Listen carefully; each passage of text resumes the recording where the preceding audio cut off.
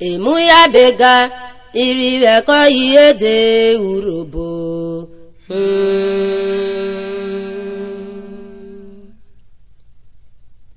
Uja na baro Urhobo. Ebere Urhobo re. Egwa o. Ebere Urhobo na robiko grena. Ebere Ishoshi mu gwa wawe mu lode. Iwa Urhobo na. Iwa rora dede. Eho to Urhobo na. Egboro fiana. Ebere Ishoshi mu gwa wawe mu lode. Ishoshi na kare gboro Urhobo re. Ohuro muwe na me yata ne metota. Bese meka wata vra meka nye. Kemu Urhobo we. Dike kwa rego. Kaye wo gbonu ogboro Urhobo. Ora robono kona ye wo Urhobo. Eti rowo tawe jaye mo Urhobo na okero ma otwayoma. Ebere rojoko kan ire no Urhobo. Ebere na jewe ke ma fowo lusenyo. Urhobo sotanofia. Urhobo twayoma rogwe nene. E ma ibiare ibinyu Urhobo. Iba vokana eje.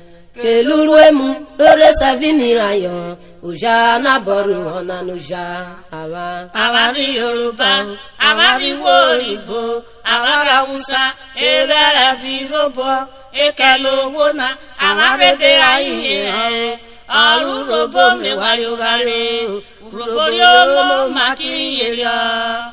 Ata dede na jomi owe je mu memle, aye to bopo Urhobo, eberi popo Urhobo je meriara.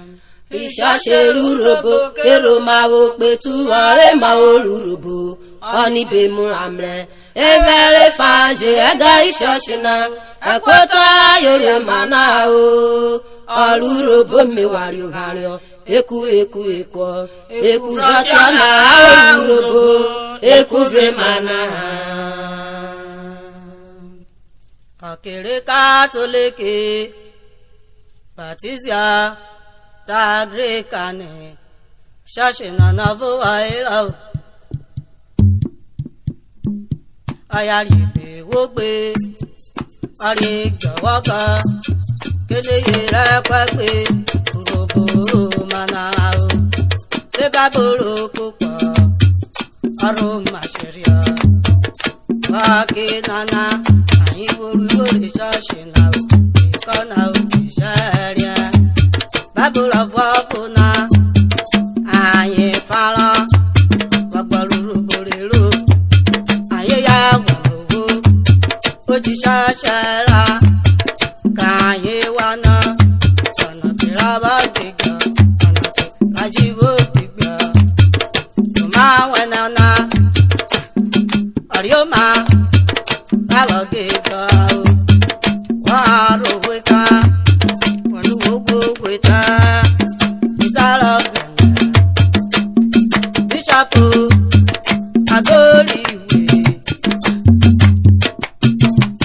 Adamori soko kenadu baro arori Ishoshi are mana ayine preshi ao Ishoshi rakinana ebira imu gwana miliotara ye Urhobo Ogana biko Osale rabo abori wo nana Ishuri dena ewo marwe mara kena o tora kona baba bayo wari wo rapo abo mai fuye emogbe tewe wo ao o me para mi o ti wo na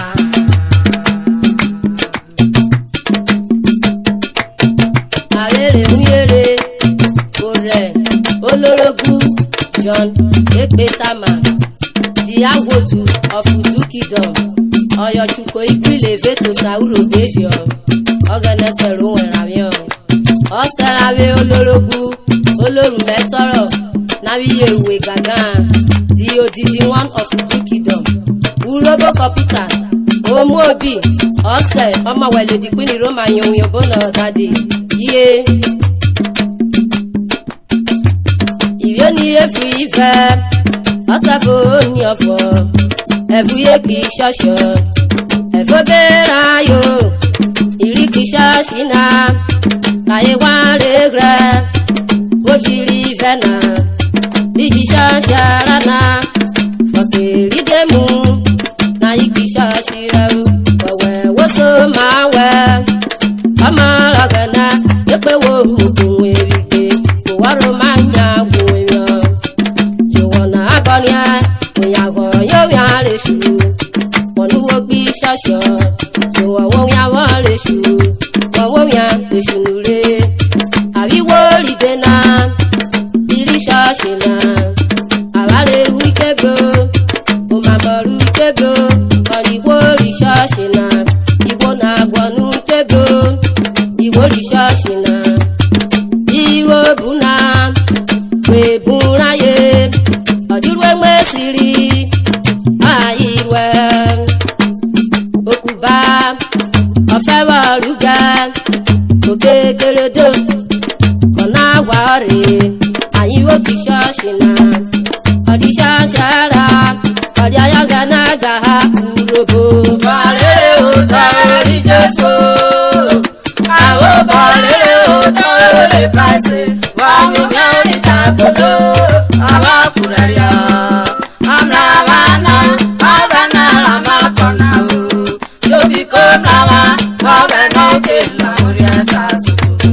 Hilele ayo awa. Iye.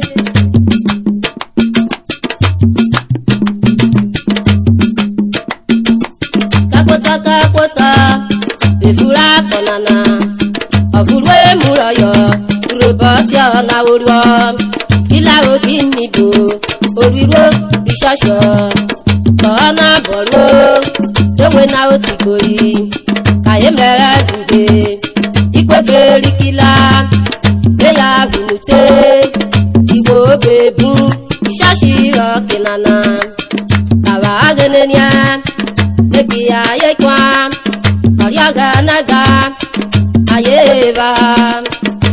Wapa bana o Ishoshe, waka bana o Ishosho. Yemugara ye na obado. Igo na fo, eka na ogara yo. Wari mwa fa Urhobo le shuru shoshire. Le shupi shoshire a Urhobo.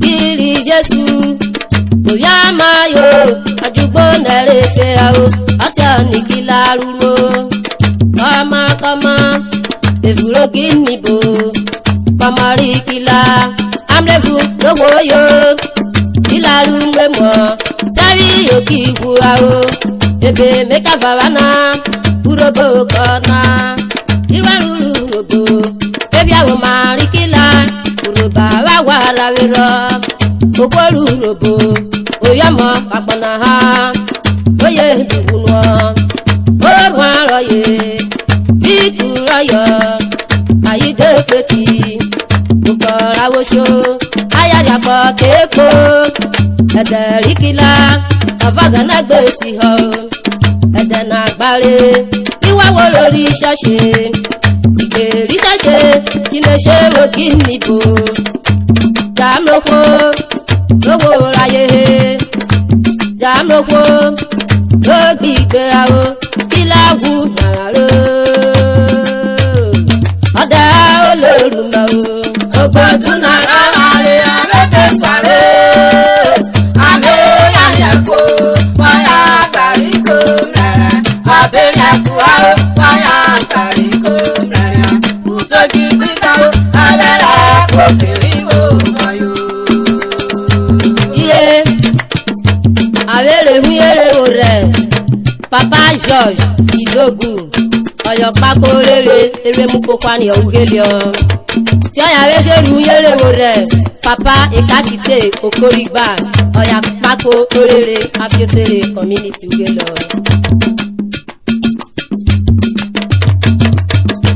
wo hunwa ogori shashi rodavo bevu roginibo oyide peti oko awo shikila oko na meva wana ovikila ayedi orwayo ayedi bi onira o awo shikila no irwa lulu robo awo mabiare kila kole ngaya bevu roginibo ipo ke namla okole rimi ari akpore ukoko marikila ore garire osho morwaye aye awolotayo ebe aremla urobo kona o babu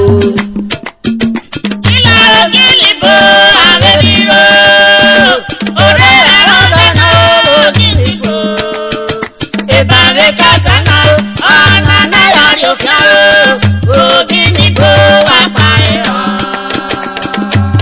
sani igbona na eri huyere wari kokokoko lerere okere wo bemo ajiro ye si rose awane je ko birwo kilawo kunwo ogori shashi ro davwa bevu roginibo oyide peti oko awo shikila ogo na meva wana ovikila ayedi orwayo ayedi bi onira o awo shikila nwo irwa lulu robo awo mabiare kila kole ngaya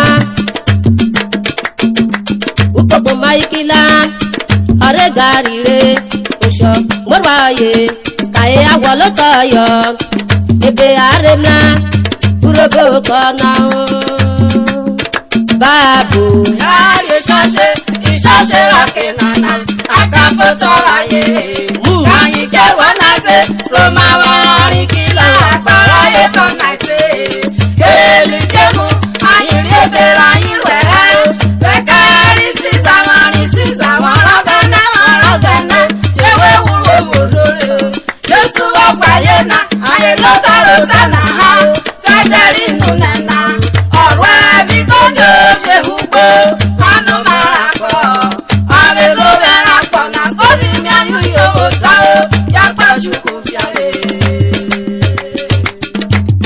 awejeri hunyere wore Julius okwokeruwe di uduefe of ogokido onye oyere wọn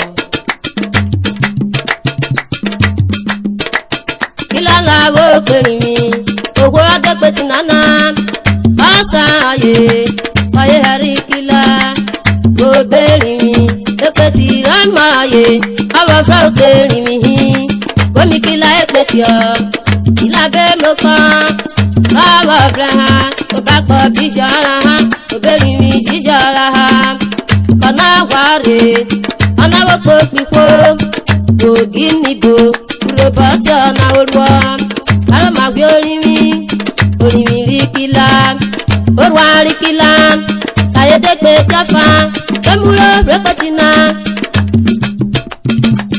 ekoti orwa na koye awo shikila ukoko maikila aye garire osho morwaye aye awolotayo ebe aremla urobo kona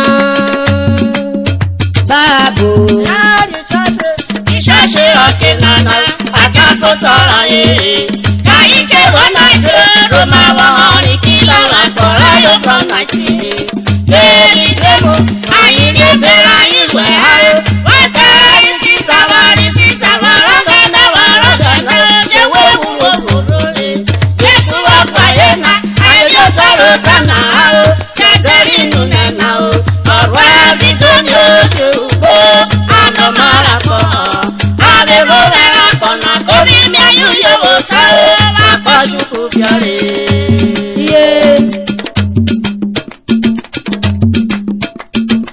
ikwegbe rikilana ebe meberata urobo kona kebekebere obebe ayega ariegarejo ekwekwa urobo ga fakeri shashio emarurobo ayebeni agana ha amayara kpako odede ka iyese amata kpako ye bise amayara pako sami yoki gwerwa ona daru gora saraya atana heneru uje Urhobo gbena odigbe hare jore abari kwori Ishoshi nevuro babo agana mara Urhobo wari pa agana nari pa yo o wa tale àwọn mera Urhobo àwọn pe Urhobo no ora mera